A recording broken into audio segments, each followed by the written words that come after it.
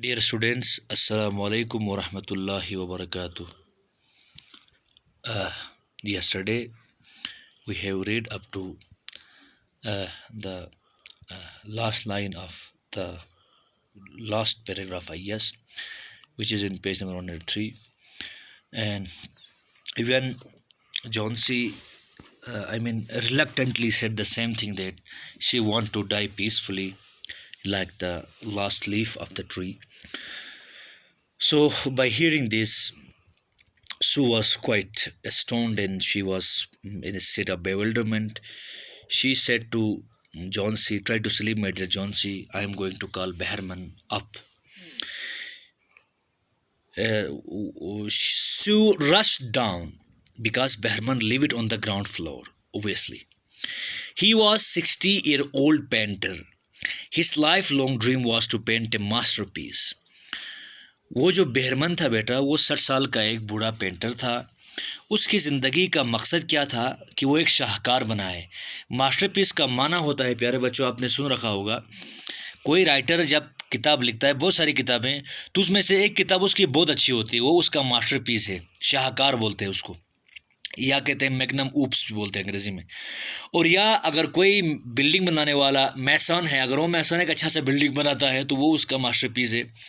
Similarly painting में अगर कोई अच्छा सा, एक आर्टिस्ट पेंटिंग में एक अच्छा सा स्ट्रक्चर या एक अच्छा सा कैलीग्राफी या अच्छा सा कोई फिगर या कोई कार्टून बनाता है तगड़ा, तो हम उसको मास्टरपीस मानते हैं. तो बहरहाल उसकी ज़िंदगी का मकसद क्या था, ख्वाब क्या था, उसकी पूरी ज़िंदगी का एक ख्वाब था कि वो एक ऐसा मास्टरपीस बनाए. But that had remained a dream. लेकिन उसका वो मास्टरपीस वाला ख्वाब तो ख्वाब ही रह गया, यानी पूरा नहीं कर पाया था अभी तक. सू poured out her worries to Behrman. सू ने क्या किया, अपनी तमाम मुश्किलात को बेहरमन के सामने बता दिया कि बेहरमन जनाब, आप नहीं जानते, मेरी दोस्त जॉन सी कुछ दिनों से बीमार है, अब वो ख्यालों में कुछ बातें करने लग गई है, वो थोड़ी साइकोलॉजिकली भी डिस्टर्ब हो चुकी है, वगैरह वगैरह. बहरहाल सू की जितनी भी परेशानियाँ थी वो सब उसने बेहरमन को सुना डाला. She told him how John C. was convinced that she would die soon, die when the last leaf fell. उसने बेहरमन को ये भी बता दिया कि जॉन सी ने पूरी तरह ये मन बना लिया है, जो ही वो आखिरी पत्ता गिरेगा वो भी मर जाएगी. ये सब बातें सू ने किसको बता दिया, बेहरमन को. या बेहरमैन का हुक्म ने. Is she stupid asked Behrman. Behrman ने कहा कि क्या वो बेवकूफ़ है. हाउ कैन शी बी सो फॉलिश. वो इतनी बेवकूफ़ कैसे बन सकती है, यानी इंसान इतना बेवकूफ़ कैसे बन सकता है कि एक पत्ते के गिरने और टूटने से अपनी ज़िंदगी को जोड़ ले. यानी यहाँ जॉनसी ने कहा था ना कि पत्तों के हिसाब से उसने साइकोलॉजिकली अपना माइंड बना लिया था कि पत्तों का गिरना उसकी मौत की तरफ कदम बढ़ाने के मुतरादिफ है, और अल्टीमेटली जब आखिरी पत्ता गिरेगा तो वो भी मर जाएगी. यही उसने सोचा था.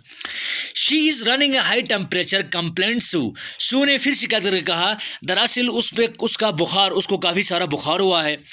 शी रिफ्यूज़ टू ईट और drink and that worries me a lot. और उसके अलावा वो ना खाती है ना पीती है, इसी वजह से मैं बहुत परेशान हूँ. ये किसने कहा, जॉनसी ने कहा. किससे, बेहरमन से कहा.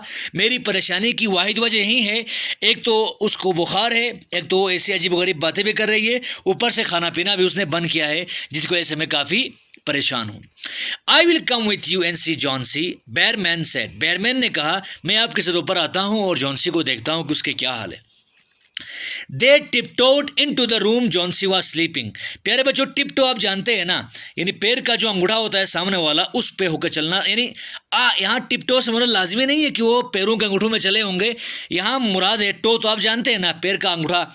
अब जाहिर सी बात है, यहाँ मुराद है कि वो खामोशी से आहिस्ता आहिस्ता जानू यानी अपने नीस और पाम को नीचे रखते हुए आहिस्ता आहिस्ता आहिस्ता आहिस्ता कमरे में आ गए. यूं यूं यूं यूं करते आ गए, शोर पैदा किए बगैर, चूँकि शोर करते ही वो जाग जाती ना.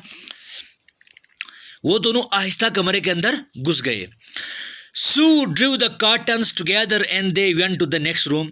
सू ने जो कार्टन थे उनको हटाया और दोनों जो है दूसरे कमरे में चले गए, आहिस्ता आहिस्ता चले गए. She peeped out through the window. और उसने विंडो के बाहर देखा. पीप का मतलब होता है ना गौर से देखना, बाहर देखा उसने. There was only one leaf on the creeper. और वो जो क्रीपर प्लांट था, चढ़ने वाला प्लांट था, उसमें एक ही पत्ता बचा हुआ था. It was raining heavily and icy cold wind was blowing. बाहर एक तो ज़ोरदार बारिश भी हो रही थी और ऊपर से ठंड भी थी। आइसी कोल्ड से मुराद, विंड का मुझसे मुराद है यहाँ ठंडी हवा चल रही थी जिसके साथ बर्फ़ आ रहा था या बारिश साथ में आ रही थी। तो जब हवा तेज़ चल रही हो, बारिश के कतरे तेज़ी के साथ हमारी तरफ आ जाएँ तो उसको हम कहेंगे फ़िलहाल आइसी कोल्ड विंड, यानी ऐसी ठंडी हवा जो गोया आइस के मुतरादिफ हो। was blowing चल रही थी.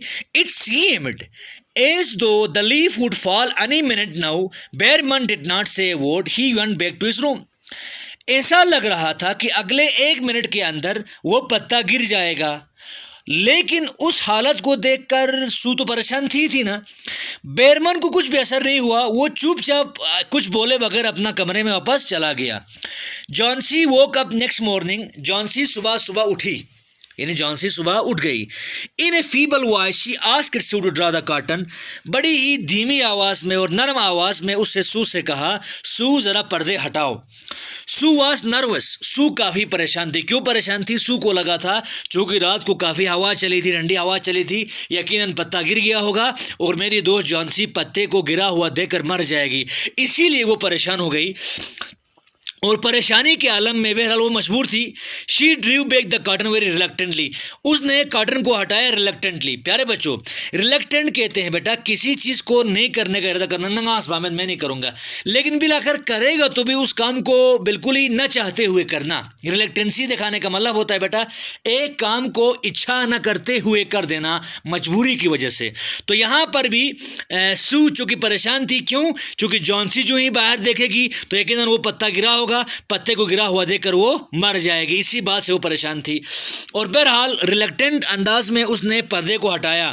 ओ Sue exclaim it as she looked at the vine creeper, look there is still one leaf on the creeper, it looks quite green and healthy in spite of storm and the फाइडवेज it did not fall. Sue ने बड़ी खुशी के साथ हैरानगी के साथ कहने लगी कि ओ खुदा तेरा शुक्र है, आरे शुक्र है, देखो अभी भी वो क्रीपर बाहर है, ज़रा देखो वो क्रीपर, वो उस क्रीपर में मौजूद वो आखिरी पत्ता वहीं अभी भी है, वो पत्ता सब्ज़ और हेल्दी पत्ता अभी वहीं पड़ा हुआ है।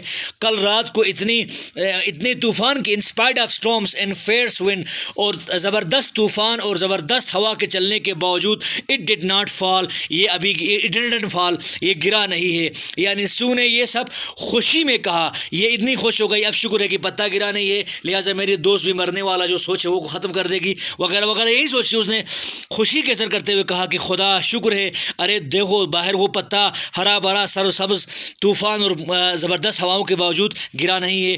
प्यारे बच्चों, आज के लिए ही काफ़ी है, कल मज़ीद पढ़ेंगे। कोई बात समझ में नहीं आती तो मुझे फ़ोन करें। खुदा हाफिज़।